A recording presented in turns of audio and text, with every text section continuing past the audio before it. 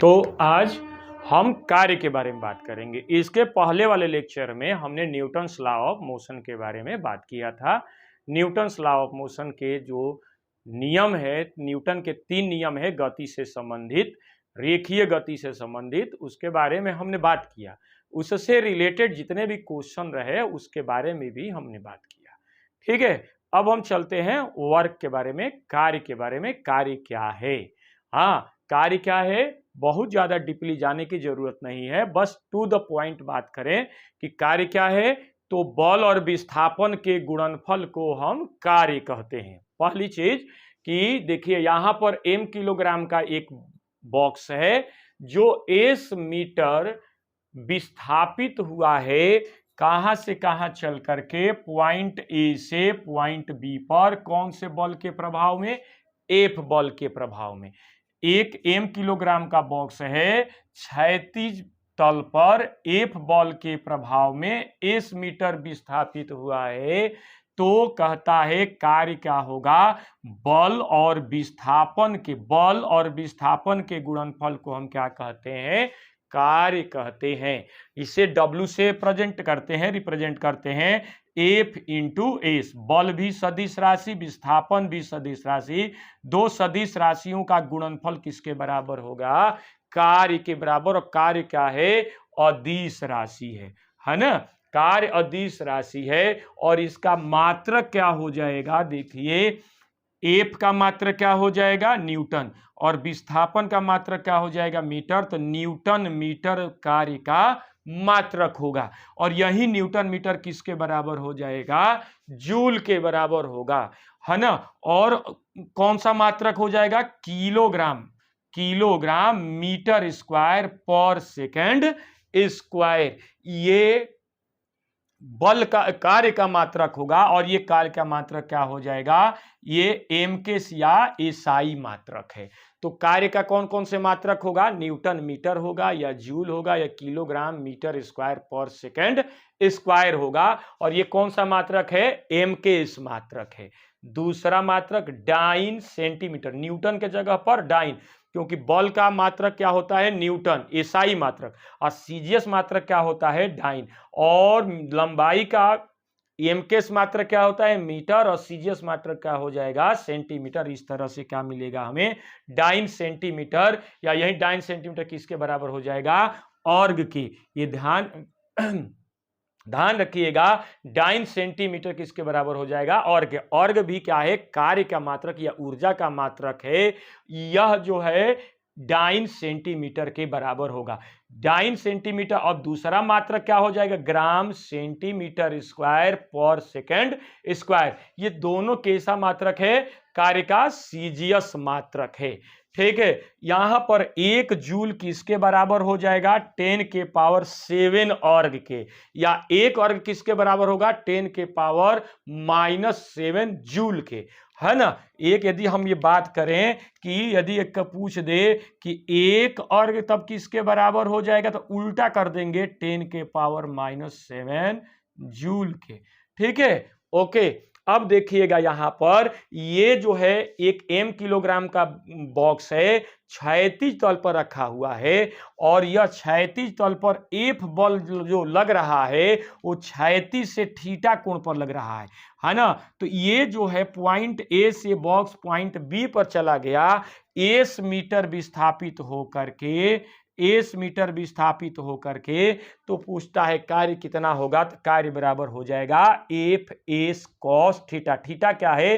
बल और विस्थापन के बीच का कोण है। तो अलग अलग कोण पर कार्य का मान अलग अलग होगा। तो ज्यादा डीपली जाने की जरूरत नहीं है। जब बल और विस्थापन के बीच का कोण थीटा होगा तो कार्य का मान एफ एस कॉस थीटा होगा।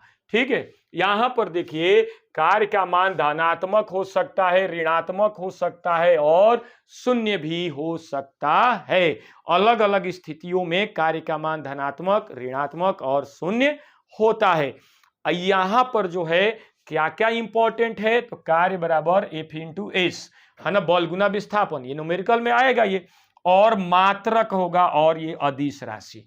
ठीक है, अब जो है ध्यान रखिएगा, ये बहुत ज्यादा इंपॉर्टेंट नहीं है, ये इंपॉर्टेंट है, ये जो है ज्यादा इंपॉर्टेंट नहीं है। लेकिन यहां पर जो कार्य का मात्रक धनात्मक, ऋणात्मक और शून्य होगा, तो ये अलग अलग स्थितियों में कार्य का मान धनात्मक, ऋणात्मक और शून्य होगा। जैसे देखिए, हम बात कर रहे हैं कि कार्य का मान धनात्मक होता है किन स्थितियों में, जब जो है कोई भी बॉडी को हम यदि किसी पिंड को छत से मुक्त रूप से छोड़ दें, यानी मुक्त रूप से गिरने के लिए छोड़ दें, यदि पत्थर को किसी एच मीटर हाइट से या छत से गिरा देंगे, तो उस स्थिति में वह पिंड गुरुत्व के अंतर्गत गति करता है। गुरुत्व के अंतर्गत मतलब पृथ्वी के गुरुत्वाकर्षण बल के अधीन गति करता है। तो उस समय जो है यदि पिंड गति करता है, तो देखिए यहां पर जो है, मान लीजिए ये पिंड है, यहां पर ये पृथ्वी तल है, यदि हम यहां से मुक्त रूप से छोड़ दें, यानी u बराबर 0, तो छोड़ेंगे तो वहां पर जो है ध्यान रखिएगा, ये h मीटर हाइट से आपने छोड़ा, तो विस्थापन क्या है, नीचे की तरफ है, और mg जो कि बल है, गुरुत्व बल है, वो भी जो है नीचे की तरफ है। यानी mg गुरुत्व बल, mg क्या है, गुरुत्व बल है, गुरुत्व बल के अधीन ये गति करेगा। तो यह बल और विस्थापन एक ही दिशा में है, इसलिए कार्य का मान क्या होगा, धनात्मक होगा। आप देखिए कैसे, एक ही दिशा में है तो थीटा का मान क्या हो जाएगा, 0 डिग्री होगा, और 0 डिग्री होगा तो cos 0 डिग्री का मान +1 होता है। तो यहां पर cos थीटा के जगह पर +1 रखेंगे, तो +1 में f इंटू एस से गुणा करेंगे तो कितना प्राप्त होगा, हमें +fs प्राप्त होगा, +fs प्राप्त हो जाएगा। तो इस प्रकार हम कह सकते हैं कि कार्य का मान धनात्मक हुआ। ठीक है, बहुत ज्यादा इंपॉर्टेंट है। लेकिन यहां पर जो दूसरा विकल्प है कि दूसरा जो यहां पर जो है धनात्मक मान का जो है वो है एग्जाम्पल है कि जब कोई कुली सामान को बस के छत पर रखता है, तो उसके द्वारा कृत कार्य, एक कुली जो है छत पर अपना सामान जो है रख रहा है, तो रखेंगे तो अपने द्वारा बल लगा रहा है, तो बल कहाँ लग रहा है, ऊपर की तरफ, अब विस्थापन भी कहाँ हो रहा है, ऊपर की तरफ। तो दोनों जो है एक ही दिशा में है। ध्यान रखिएगा, इस फॉर्मूले से बहुत ज्यादा ताल्लुक मत रखिए, क्योंकि यहां पर एंगल की बात आएगी, एंगल आपको रटना पड़ जाएगा।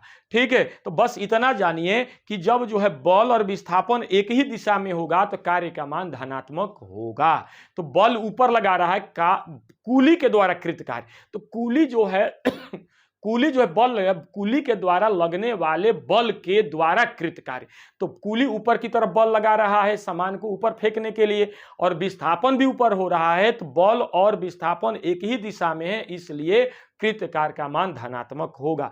उसी तरह से जैसे हमने यहां पर कहा एक पिंड को ऊपर की तरह से फेंक रहे हैं, तो गुरुत्व के अंतर्गत जब गति होगी, तो गुरुत्व के द्वारा कृत कार्य क्या हो, गुरुत्व के द्वारा कृत कार्य कितना हो जाएगा, धनात्मक होगा, क्योंकि गुरुत्व बल नीचे की तरफ, हमेशा गुरुत्व बल तो नीचे ही होता है, क्योंकि पृथ्वी अपने सेंटर की तरफ एक फोर्स से किसी पिंड को खींचती है ना। तो हाइट भी नीचे, विस्थापन भी नीचे की तरफ और गुरुत्व बल भी नीचे की तरफ, दोनों एक ही दिशा में है, तो कृत कार्य जो है धनात्मक ही होगा। ठीक है, ओके, तो ये जो है दोनों धनात्मक होगा। आ जाइए, कृत कार्य का मान ऋणात्मक कब होगा।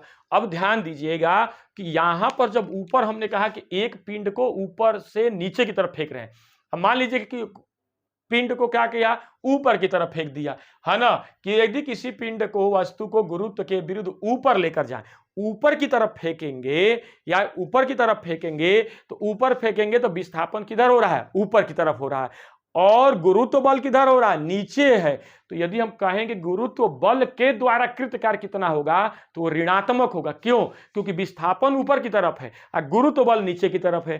तो जब कहेगा गुरुत्व बल, जब विस्थापन मान लीजिए ऊपर हो रहा है और गुरुत्व बल नीचे है, वो तो होगा ही नीचे, गुरुत्व बल हर हाल में नीचे होगा, विस्थापन भले नीचे ऊपर हो सकता है, लेकिन गुरुत्व बल हमेशा नीचे की तरफ होगा। तो जब गुरुत्व बल नीचे की तरफ है और विस्थापन ऊपर की, क्योंकि बॉल क्या कहां जा रहा है, ऊपर की तरफ जा रहा है, तो विस्थापन ऊपर की तरफ और गुरुत्व बल की तरफ नीचे की तरफ, तो दोनों एक विपरीत दिशा में है, यानी एंगल का मान 180 डिग्री हो जाता है और cos 180 का मान -1 होता है। तो यदि दोनों एक दूसरे के विपरीत दिशा में है, बल और विस्थापन एक दूसरे के विपरीत दिशा में है, तो कृत कार्य का मान हमेशा ऋणात्मक ही होता है। ठीक है, ओके, तो इस प्रकार जो है ये इस स्थिति में कृत कार्य ऋणात्मक होगा। कह रहा है कि जब कुली जो है सामान को ऊपर की तरफ फेंकता है, यानी जब कोई कुली सामान को बस की छत पर फेंकता है तो यहां पर कुली के द्वारा कृत कार्य का मान धनात्मक हो जाएगा, लेकिन गुरुत्व बल के द्वारा कृत कार्य का मान क्या होगा, तो वह ऋणात्मक होगा। क्यों? क्योंकि गुरुत्व बल तो नीचे की तरफ है और कुली ऊपर की तरफ फेंक रहा है सामान को, तो उसके द्वारा माने कुली के द्वारा लगाए गए बल के द्वारा कृत कार्य मान तो धनात्मक होगा, लेकिन यदि गुरुत्व बल के विरुद्ध हम पूछेंगे तो वो क्या हो जाएगा, कार्य ऋणात्मक होगा। तो देखिए यहां पर लिखा हुआ है कि जब कोई कुली सामान की छत पर रखता है तो गुरुत्व के द्वारा कृत कार्य कितना हो जाएगा, वह ऋणात्मक हो। क्यों? क्योंकि विस्थापन ऊपर और गुरुत्व बल mg क्या है, गुरुत्व बल है, और गुरुत्व बल के द्वारा ही भार का निर्धारण भी होता है। तो गुरुत्व बल यहां पर क्या है, mg है, तो गुरुत्व बल के द्वारा कृत कार्य का मान क्या हो जाएगा, ऋणात्मक होगा। ठीक है, आ जाइए, ये बहुत ज्यादा इंपॉर्टेंट है। शून्य, यदि कोई पिंड जो है वृत्ताकार पथ पर, कोई वस्तु जो है वृत्ताकार पथ पर यदि एक समान चाल से गति करती है तो उस स्थिति में अभिकेंद्री बल के द्वारा कृत कार्य का मान शून्य होता है। ऐसा क्यों, ये भी देखिएगा। यहां पर जो है यदि हम देखें, यदि हम वृत्ताकार पथ बना दें तो एक बात यहां पर आ जाती है, m किलोग्राम का एक पिंड है और ये नियत चाल से गति कर रहा है, v बराबर नियत, है ना। क्यों? क्योंकि बात ध्यान देखिएगा, बेग नियत नहीं कह रहे हैं, क्योंकि वृत्ताकार पथ पर बेग नियत नहीं हो सकता है। ठीक है, चाल नियत हो सकता है या नहीं भी हो सकता है। क्यों? क्योंकि चाल जो है अदिश राशि है और बेग क्या है, सदिश राशि है, और अदिश राशि के पास दिशा नहीं होती है, केवल परिमाण होता है, और सदिश राशि के पास परिमाण और दिशा दोनों होती है। तो वृत्ताकार पथ पर चलेगा तो ध्यान रखिएगा दिशा को भी नियत रखना पड़ेगा। किसी भी भौतिक राशि को नियत करने के लिए उसकी दिशा और परिमाण दोनों नियत रखना पड़ेगा, लेकिन बेग को नियत नहीं रख सकते, क्योंकि पथ के प्रत्येक बिंदु पर उसका दिशा क्या हो जाएगी, बदलती जाएगी।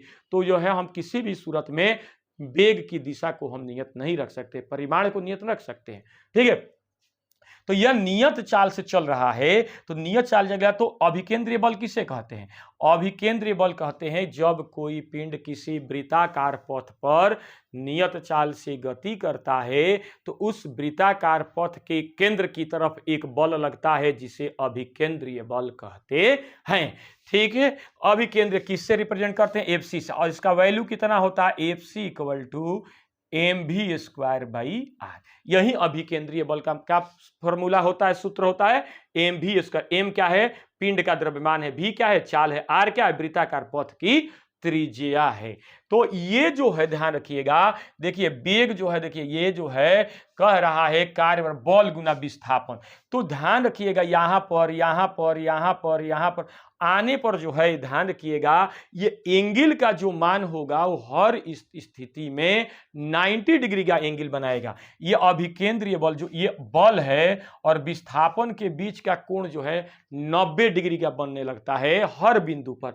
तो 90 डिग्री का बनेगा, यहां पर थीटा का मान 90 डिग्री रख देंगे तो cos 90 का मान 0 होता है, तो 0 से गुणा करेंगे f और s में तो कृत कार्य का मान 0 आएगा।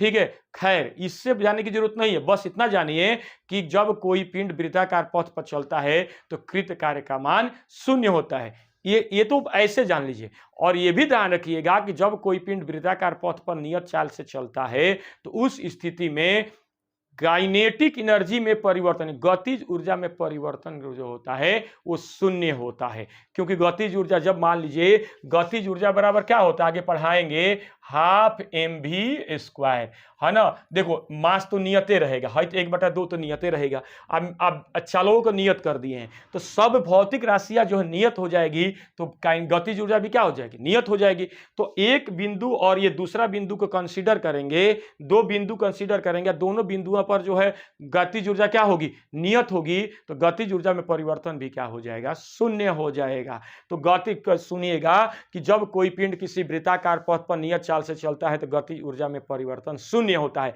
और यही गति ऊर्जा में परिवर्तन ही कार्य के बराबर होता है। तो गतिज ऊर्जा में परिवर्तन 0 होगा तो कार्य भी क्या होगा, 0 होगा।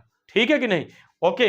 यहां पर जो है तो कर ये कंप्लीट हुआ कि वृत्ताकार पथ पर चलता है कोई, जब कोई पिंड एक समान चाल से तो उसका जो है कार्य जो है उस पर 0 होता है, और गतिज ऊर्जा में परिवर्तन भी 0 होता है, दोनों ध्यान रखिएगा, है ना। एक बात ध्यान रखिए, जब कोई कुल्ली जो है ये बहुत ज्यादा इंपॉर्टेंट है, ये ध्यान रखिएगा, खूब पूछा जाता है कि एक कुली जो है सर के ऊपर कोई सामान लगेज लेकर के एक जगह से दूसरी जगह यानी हॉरिजॉन्टल प्लेटफॉर्म पर, क्षैतिज प्लेटफॉर्म पर एक जगह से दूसरी जगह चल रहा है, ठीक है।